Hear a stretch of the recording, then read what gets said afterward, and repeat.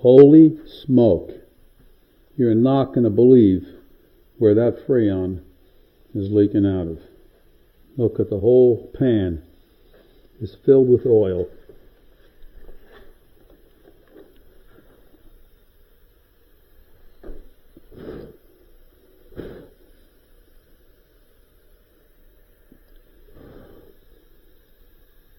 I can't see it, but I hear it. Fortunately, it's not coming from the evaporator, which is good, because evaporators, they're not available anymore. Even though they're made out of copper, they can be fixed. So,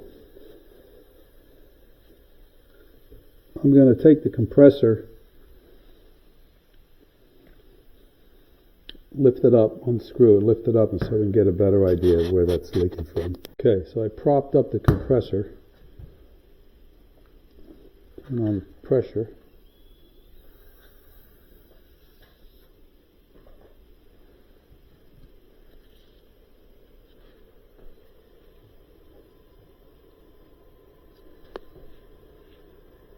I see the bottom of the compressor is all rusted. One of the studs is broken off.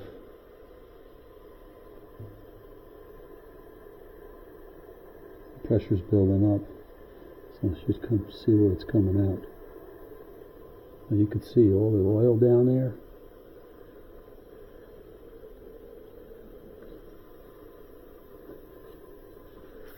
Oh, there it is. I don't know if you can hear that. Let me get some bubbles.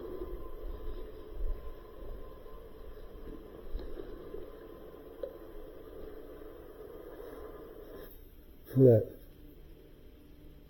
You know what? In my 59 years in this business, I think this is a first. Holy cannoli. Wow. That is a first. Okay, so now we know what we have to do. We have to change the compressor, obviously. So, and fortunately for the person that owns this, the interior, the fan, the evaporator, all that is good. He only needs a compressor. All right, so I will talk to the customer and we will see what he wants to do.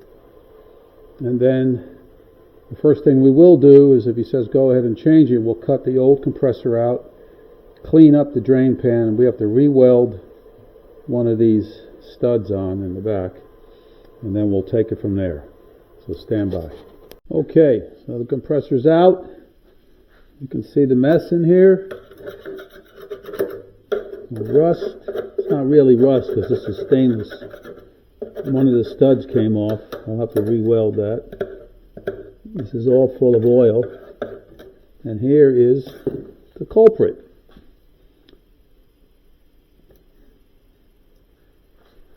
See that under there? The whole base of this compressor is rotted out.